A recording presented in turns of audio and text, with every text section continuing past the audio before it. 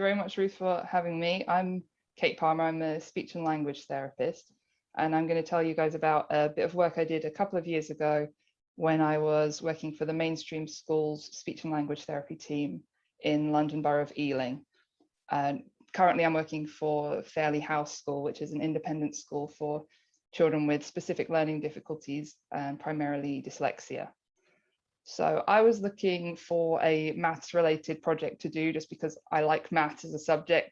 And I asked my clinical supervisor, what as a speech and language therapy team can we do to get involved with maths at school? And she recommended word problems. And it turned out to be a very good suggestion because a lot of schools in the borough were absolutely desperate for something to help children with maths word problems. And just in case there's some different terminology that I don't know about, when I'm saying word problems, I'm meaning things like this. So a problem that's expressed as a sentence or a couple of sentences. So Adam walks 3 kilometers to school. Ben walks 1 kilometer less than Adam. How far does Ben walk? So what I'm going to talk, and that's as opposed to this, the sort of mathematical version of the same question. So what I'm going to talk about today is, first of all, what we know about maths word problems, some things I came across in the existing literature on them, some common strategies that are used that are actually ineffective and what's wrong with those strategies, and then how to develop the relevant skills you need to be able to solve them successfully. And during that, I'll talk about the program that I wrote to try and help with that. And then I'll talk about the findings from the initial run of that program. So what we know about word problems is a child who can solve this, 3 minus 1 equals something, cannot necessarily solve this word problem, even though it's mathematically the same problem. It's a corresponding word problem. And so the question is, what's going on? Why can't they solve this, even though it seems to be sort of a concrete example of this more abstract situation? So there's been a lot of research done into this, and I came across a model that was very helpful for my understanding in a paper from 1992. I don't know if it originated with them, but this is their model. I'll read you the full quote from their paper where they describe it, and then I'll tell you my possibly oversimplified version of the same model. So they say, the process of understanding and solving word problems involves 3 mutually constraining levels of representation that must be constructed by the student. A representation of the textual input itself, the text base. B, a model of the situation conveyed by the text in everyday terms, the so-called situation model. And C, the formalization of that situation, the problem model. And the way I simplified that for myself was the, I've gone one too far. Step 1, understanding the text. So understanding the words, the sentences that you're reading. Step 2, understanding the situation. So understanding what that text is actually trying to communicate to you. And you might need to bring some background knowledge to understand that situation.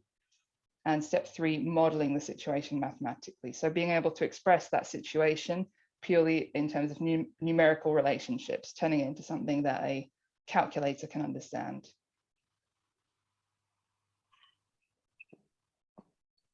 Okay, and I'm going to be referring back to this model throughout, so I'm going to leave it up here in the corner where we can see it. Okay, so something that's interesting about this is that none of these steps should be very hard in the kinds of word problems that children are dealing with. If it was a real life problem you were trying to solve mathematically, like how do I build my house, or how much fuel do I need to send in this rocket to space, then it would be a very complex situation. It would be difficult to model it. But the kind of problems that children are seeing in school are quite well designed that none of these steps should independently be difficult. So this is one from a year 6 SATs paper from the last time they had year 6 SATs.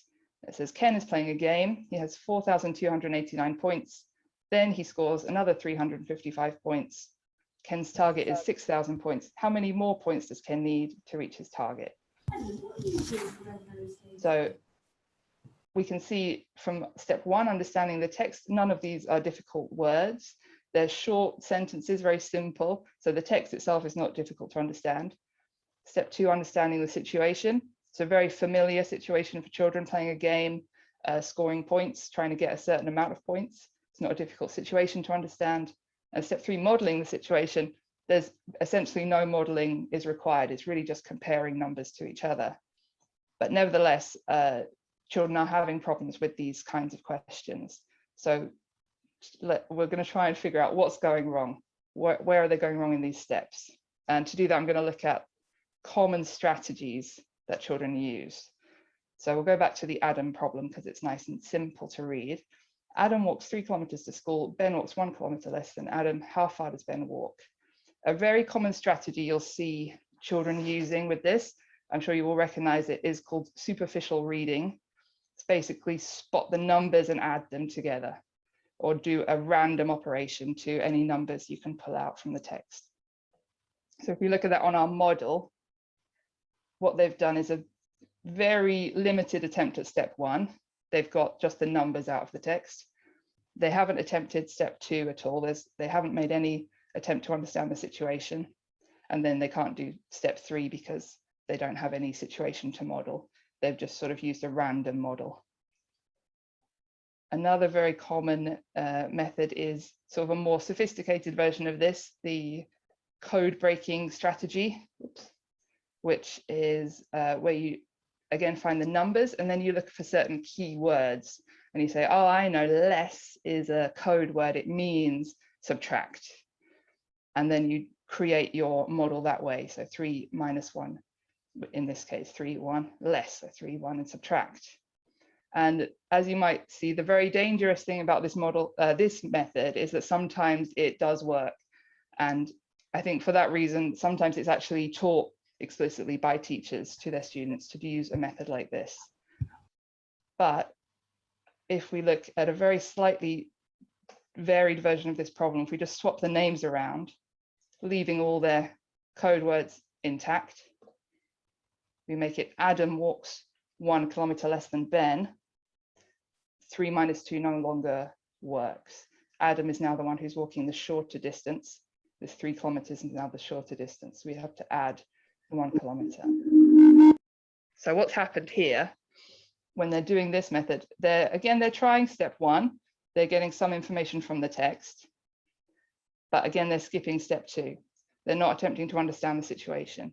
They are trying to use the text as if it is a mathematical model, but it's not. It's just a description of a situation. So they're trying to use these words as if they're code words, but they're not. They're just words. And so as you can see from both of those common methods, they have the same kind of problems. They have a limited attempt at step 1 and then a completely absent step 2.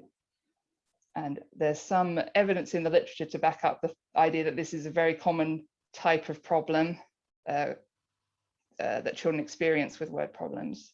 So here's an example from a paper where they were looking at different ways of wording these problems to see what impact that had.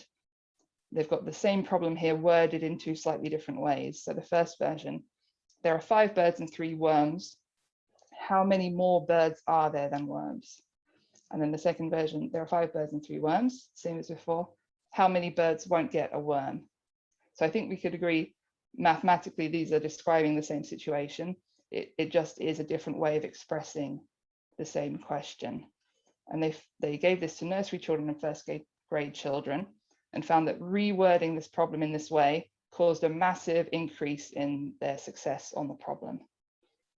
And they were taking from that it's the abstract language in this one that's particularly challenging. And I think definitely for nursery children, this formulation, how many more birds are there than worms, is quite a challenging sentence to pass. The how many birds won't get a worm is much easier to understand. So the text is easier to understand. That makes step 1 easier to achieve. And I think also step 2 is easier to achieve on this one because it's an easier situation to visualize as well. You can see the birds eating the worms or failing to get a worm, whereas here the birds and the worms are in a completely abstract relationship with each other. So making step 1 easier and making step 2 easier increases the success on the problem. So that suggests the value of step 1 and step 2 in the difficulties children are having. Here's another piece of evidence. They used eye tracking software on children as they solved word problems. and they found this. It says, analysis of eye fixations showed unsuccessful solvers spent more time than successful solvers fixating on keywords and numbers, but less time on the background information useful to construct a situation model of the problem. So these are exactly the children I was talking about earlier, using those common strategies of trying to find just the numbers and the keywords. So they're trying to do a limited step 1, but they're not looking at the other information, the background information you need to achieve step 2. And then the final piece of evidence we have is from another piece of research on word problems. And they said the challenge was not in the mathematics, but in visualization. So they're saying that step 3, actually mathematically modeling the situation, wasn't what they were finding difficult. It was just visualizing the situation in the first place. So now we'll look at how to develop the relevant skills you need to actually solve these problems well. And I'll start to talk about the program that I developed for this purpose. So I'm really going to be looking at skills for step 1 and step 2. I'm going to leave step 3, mainly because that's outside of speech and language therapy remit. That's definitely something I would want to ask a maths teacher about, how to improve your skills in modeling situations. But also steps 1 and step 2 do a lot of work by themselves. We can improve the skills there. Step 3, in a lot of cases, will take care of itself. So the skills you need to do step 1 successfully, understanding the text, are to know all the vocabulary and to read carefully. So normally in reading comprehension support that a speech and language therapist might provide, one of the skills we would teach is how to deal with unfamiliar vocabulary when you're reading. So using things like the context of the sentence, context of the whole text, looking at parts of the word, thinking about similar words that you might know. But that doesn't really help you out in a maths word problem, because the context is very limited. It's just giving you just the information you need and nothing more. And sometimes the words can be very precise words. Like if there was the word, have we got the word less in this problem? If you don't know the word less, there's no way you could figure it out from this. There's just not enough context at all, unless they'd also given you the answer of how far Ben does walk, then you could figure it out. But without that, you've got no way of figuring it out. So you need to know the vocabulary in advance. And so that's part of the reason in the program I developed, we did a lot of vocabulary games and vocabulary teaching. So most of the words that children encounter in maths word problems should be familiar words. Mostly they're not technical words, but words like less, although they are very familiar, are also somewhat technical words. They have to be understood in a very precise way in problems like this. So we did a lot of games with vocabulary. I got that on here. Yes, so we made these cards with some of the sort of common words that are coming up in word problems. And then we played vocabulary games with these cards. So we did games like the 20 questions game, what number am I thinking of? And the other children have to guess the number, but we would give them a limited set of these cards and they had to use one of these words in every question that they asked. Or we would play snap, where you could say snap if you had 2 synonyms in the words. And if they didn't actually know the words, which can be the case, they can have surprising gaps in what you would think of as very common words, then you would need to do some explicit vocabulary teaching. So we did do some of that as well. So vocabulary teaching, to be effective, it has to cover all of the aspects of a word. So the meaning of the word, very importantly, but also the sound structure of the word and how to use the word in a sentence. So we would do things like, can you think of any rhyming words? What's the first sound of the word? And we would always try and keep them in sentence context.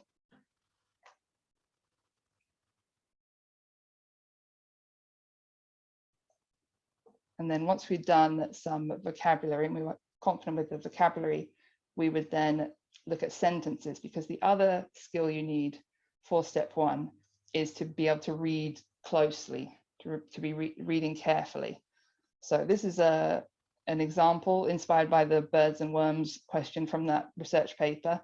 We have a picture of some birds and worms, and then we have several statements about them, and some are true and some are false. So the children have to read carefully and identify which statements are actually true.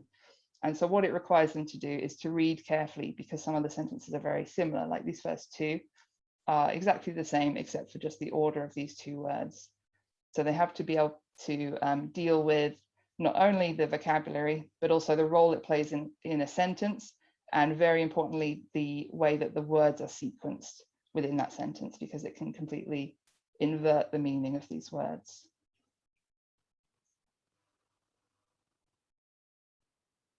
Okay, now we'll go on to step 2, understanding situation. The skills you need for step 2 are visualization, which could be mentally, but we decided to go with the idiomatic thing for maths, which is to draw a diagram. And that step in itself also acts as comprehension monitoring. So the very important thing to be able to know that you understand the situation, you also have to be able to reflect on your own understanding. And doing something like creating a diagram is a really good way to do that. So yeah, that's the entire strategy, is to draw a diagram. And what it does is it essentially forces you to do step 2, because you're not treating the text as a sequence of code words. You're actually treating the text as something which is trying to convey some information to you. It's trying to describe a situation, and then you are using a different modality to describe that situation again to yourself. So it has to go through your brain somewhere or other if you're going to make a diagram of these statements. And so here are some examples of how you could draw a diagram for a problem like this. I think this first one is what I would do, what most adults would do, but this kind of relies on you having sort of you've sort of formulated a model of the problem, because it's a very simple problem.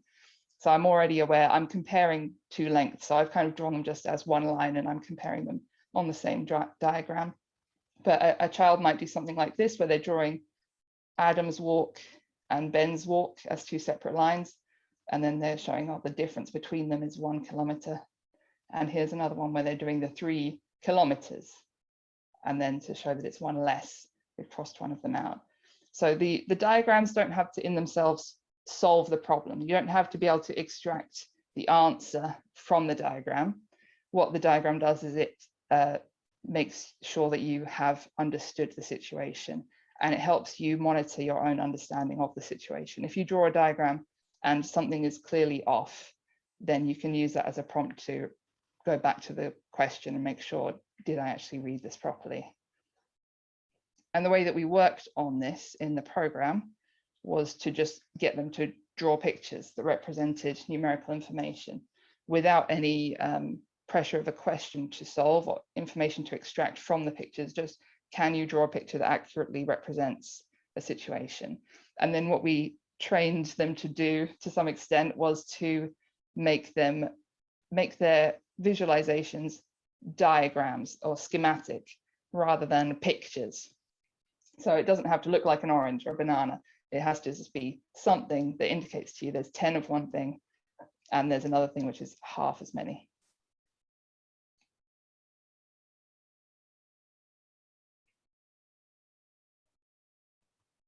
Okay, and then the rest of the the rest of the program was word problems, where they would use those skills that they've done in the previous section. So they would use their vocabulary, their true and false close reading of sentences, and their visualization diagram making skills to answer word problems.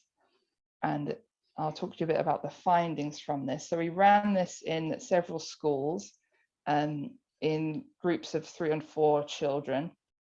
Sometimes it was run by a speech and language therapist. Sometimes it was run by a TA or an LSA. And it ran as a 6-week block. So in the first week, they would do the vocabulary games. In the second week, they would do the true and false sentences, where they would look at a picture and identify the sentences. The third week, they would make their own pictures, and then the remaining weeks, they would solve problems. And this was the findings we had. So we did a pre and post assessment, which was a series of word problems. And we found after the block, there was an improvement in the working. So they were either showing more working or using a diagram or more accurate working. They were answering more accurately, and they also had improved metacognition, which I haven't talked about so far. I'll just tell you a bit about how we measured that. We used this self-rating score after every problem in the pre and post assessment. We had this self-rating scale. And so they would say, they would just circle one. I know I got it wrong. I think I got it wrong. I think I got it right, or I know I got it right. And then we would check afterwards if they actually got it right and they said, I know I got it right, or I think I got it right, they would get 2 points. If they said, I think I got it wrong, they would get 1. And if they said, I know I got it wrong, they would get 0. And the same the other way around. So if they got it wrong and they said one of these, I got it wrong answers, they would get 2 points. I think I got it right would get 1, and I know I got it right would get 0. And so what we found with the metacognition, which made quite a significant improvement, was that the children beforehand, they would be either massively overconfident, they would just say, I know I got it right for all of them, or they would be very underconfident and they would say, I think I got it wrong for almost all of them. So they weren't really doing metacognition as such. They were basically going on their emotional response to the question, how they felt about the question. And afterwards, their responses were much more relevant. So they were actually being able to do some metacognition that they hadn't been able to do before. And so I'll tell you a bit about the group I ran. I ran this with 4 children, 2 of whom had diagnosed developmental language disorder, and the other 2 had no particular diagnosis, but a sort of general, maybe mild learning difficulties profile. And the 2 children with developmental language disorder got a lot out of the vocabulary sessions, the step 1 sessions essentially, which makes sense. Their real difficulty with word problems was actually understanding the text in the first place. So one of them came in already doing his own diagrams, which was really nice to see. But they got a lot out of the vocabulary sessions and the true and false sentences. One of the most notable moments for me was we had a problem. Let me show you, like the one with the picture like this, and there were 2 sentences that said something like, Amy has 3 more than Bob. Bob has 5 less than Amy, and both of those sentences were true. And one of the children with DLD, that was mind-blowing for him. That clicked for him suddenly with doing this, that those 2 sentences would always both be true. If Amy has more than Bob, Bob has less than Amy. And he said that out loud, like, oh, if Amy has more than Bob, Bob has less than Amy. And it was a real light bulb moment for him. And the other children in the group also kind of responded like, oh yeah, like that was quite a new thing for them to consider.